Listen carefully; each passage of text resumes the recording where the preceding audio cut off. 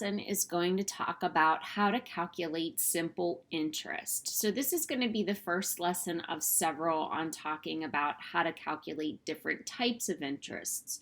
So we're going to talk about simple interest, we're going to talk about compound interest, and adding that together, whether it's compounded yearly, monthly, or daily. So we're just going to start with just simple interest for today.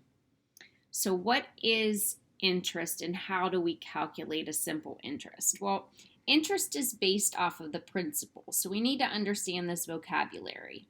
So the principal is the amount of money earning the interest. So that's the amount of money that you put into a bank and that's going to accrue the interest on it.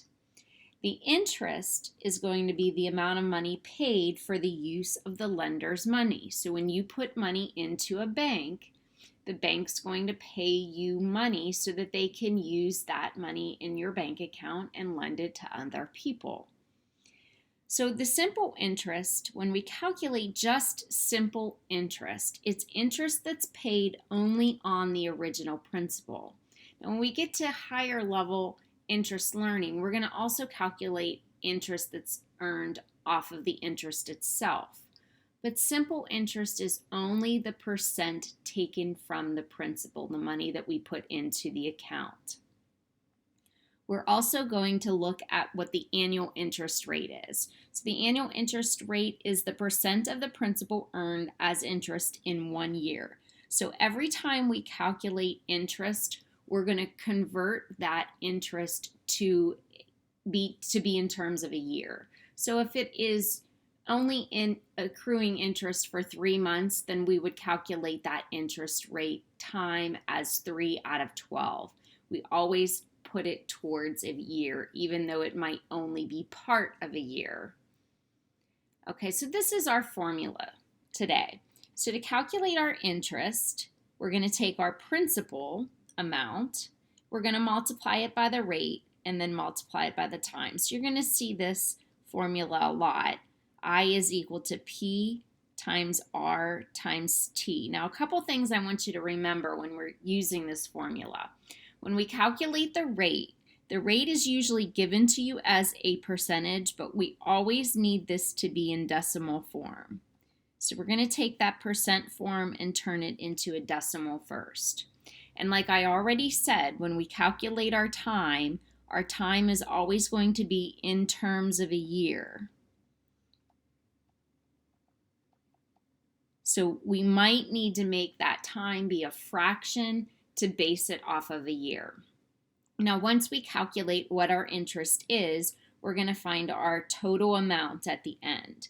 And the total amount is going to become whatever our principal was plus the interest that we earned. So that formula becomes A equals the principal plus the interest that we earned. Okay? So let's look at some problems. So it says Cameron's savings account earns 3.5% interest annually. If Cameron deposits $5,000 into his account, how much money will he have after 3 years, after 3 months, or after 3 days? So recalling that we need to make this be in terms of years, Part A is already in terms of years, so we are okay to use 3 as it is. What we're going to do is take interest is equal to our principal, which is $5,000, times our rate. Well, 3.5 out of 100 moves that decimal 2 places to the left. That's what a percent is per 100. So I'm going to take 5,000 times 0.035 times 3 since it's already in terms of a year. With that calculation done, our interest is equal to $525. Now we'll find the total amount. So if he started with 5,000 and he earned $525 in interest, his total amount will be $5,525 after 3 years. Okay, so now let's look at the difference if he only has that money in there for 3 months. So if he's only going to have that money in there for 3 months, he still starts with 5,000.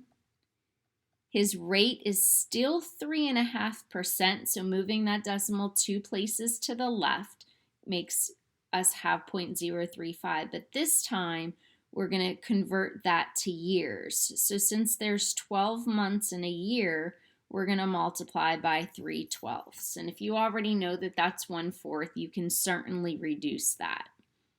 So our interest is going to calculate after 3 months to be $43.75.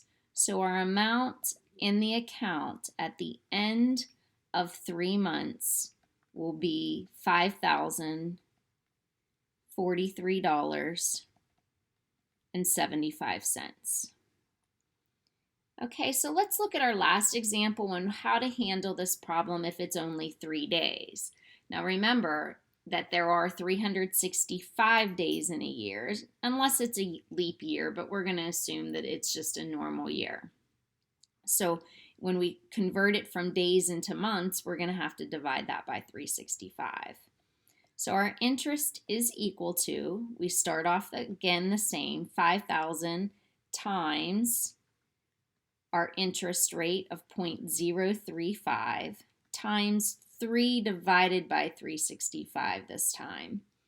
And when we calculate that out, that takes us to about $1.44 after only 3 days. So our amount in the account started with 5,000, and we're going to add the simple interest of $1.44 to leave us with a total of $5,001.44. That is how to calculate our simple interest.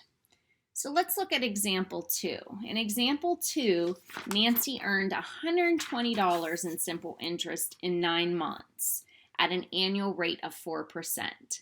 How much did she invest?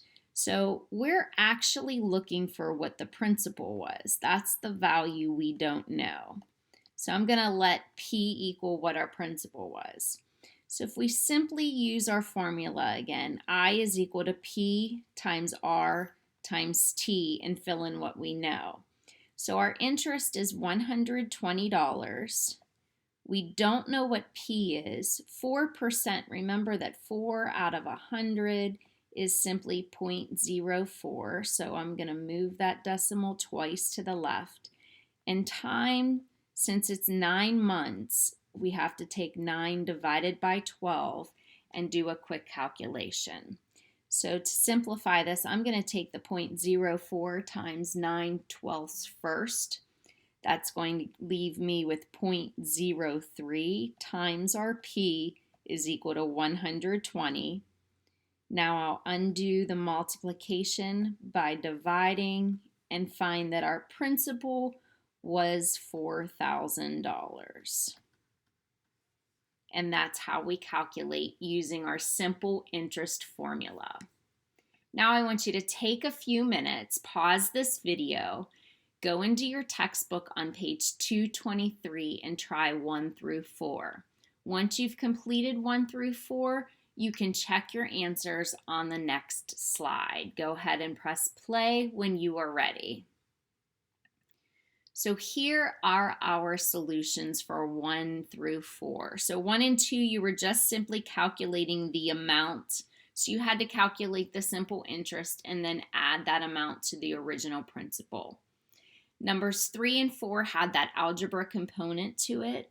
So for number 3, you had the variable that you were missing the principal. You knew the rate, you knew the time. With a quick calculation, the principal ended up being $2,000. In number 4, now we were given the principal, the interest, and the time. We were missing the rate.